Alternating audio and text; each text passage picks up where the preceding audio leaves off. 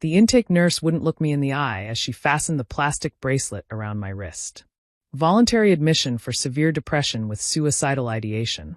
She read from the form my stepfather had filled out. Danger to herself. I never said I was suicidal, I protested for the 10th time. I said I was sad my mother died. There's a difference between grief and… Ms. Winters, the nurse interrupted. Your family is concerned.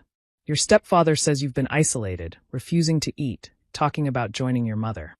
These are serious warning signs. Behind the reinforced glass, I could see Roger, my stepfather of 3 years, talking animatedly with Dr. Brennan, the psychiatrist on call. Roger's children, Tyler and Madison, sat in the waiting area, trying to look concerned while poorly hiding their excitement. I knew exactly what this was about. Mom's will reading was in 6 days. I want to speak to Dr. Morrison, I said. He's been my psychiatrist for 5 years. He can verify that I'm not. Outside doctors aren't permitted to interfere with emergency evaluations, the nurse said, guiding me toward the secure ward. The 72-hour hold has already been approved. 72 hours. Long enough to miss the will reading. Long enough for Roger to convince the lawyers that I was mentally incompetent. Long enough to steal everything my mother left me. The psychiatric ward was exactly what you'd expect. Sterile walls, locked doors, patients in various states of distress. They took my phone, my clothes, anything I could use to harm myself. I was given paper scrubs and foam slippers. This is a mistake, I told the attending physician during intake. I'm grieving, not suicidal. My stepfather is lying too. Denial is common, he said, not looking up from his chart. Your family reports you've been giving away possessions, talking about ending things, isolating yourself. My mother just died. I gave her clothes to charity. I said I wanted to end things with Roger, because he's been stealing from her estate. The isolation? I was planning her funeral. But it didn't matter. Roger had painted a perfect picture of a delusional, depressed stepdaughter. The staff saw what they expected to see. What they didn't see was the name on the building. The Margaret Winters Psychiatric Wellness Center.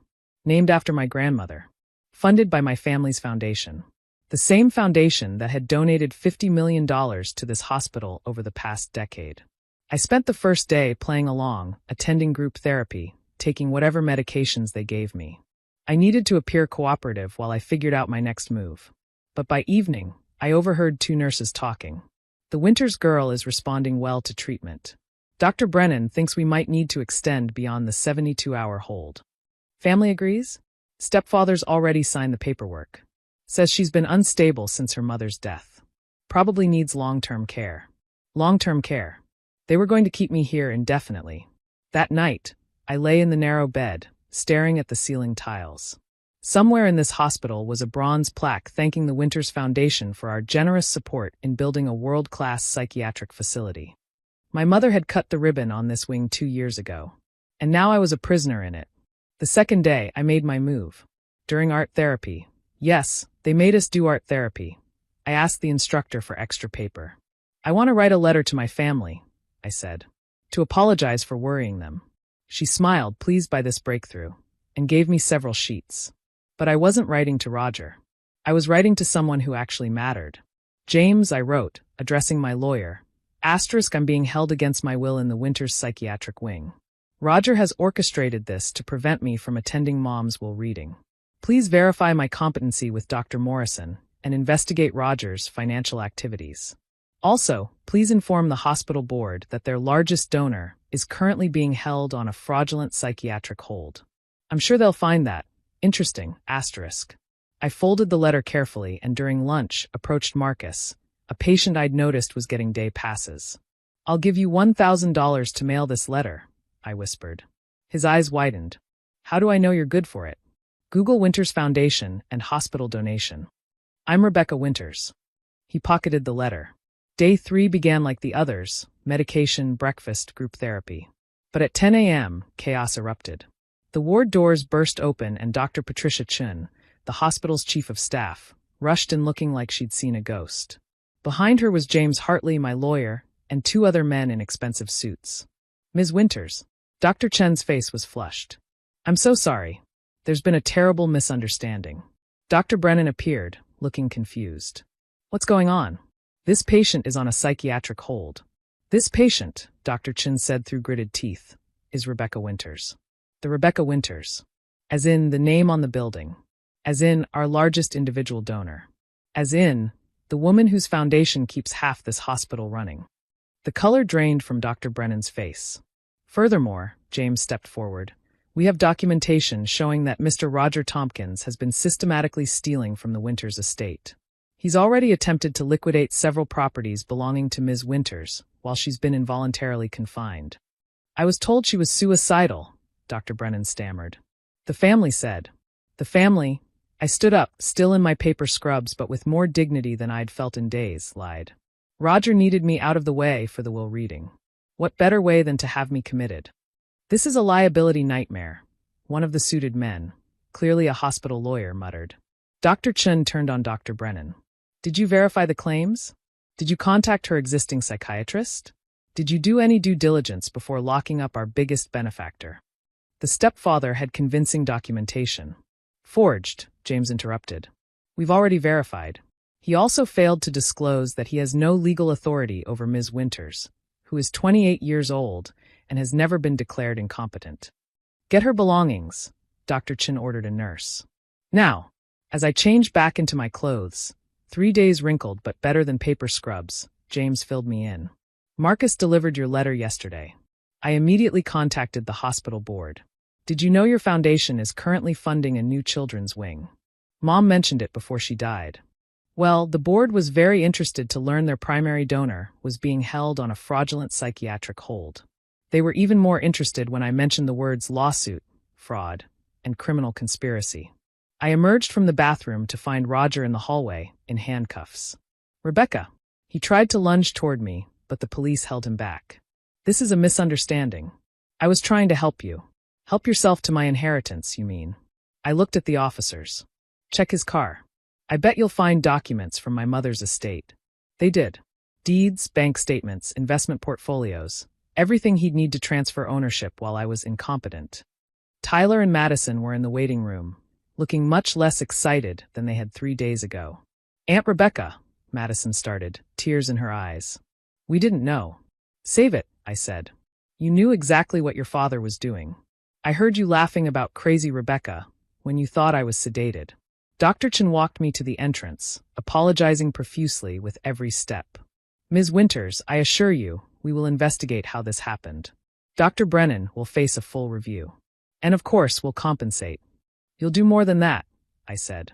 You'll implement new protocols for involuntary admissions. Mandatory verification with existing healthcare providers. Independent review boards. Real safeguards against this happening to anyone else. Of course. Anything. And Dr. Chin? I paused at the door.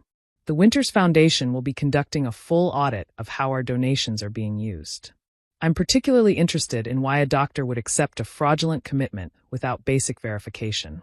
Financial incentives, perhaps? Her face went pale. I'll launch an investigation immediately. Good. James will be in touch about the civil suit. False imprisonment, medical malpractice, conspiracy to commit fraud. Please, Ms. Winters. We can resolve this. Yes, we can. With a very large settlement that will go directly to mental health advocacy groups. Groups that protect patients from being railroaded into psychiatric holds by greedy relatives. I walked out into the sunshine, free after 3 days of captivity in a building bearing my family's name.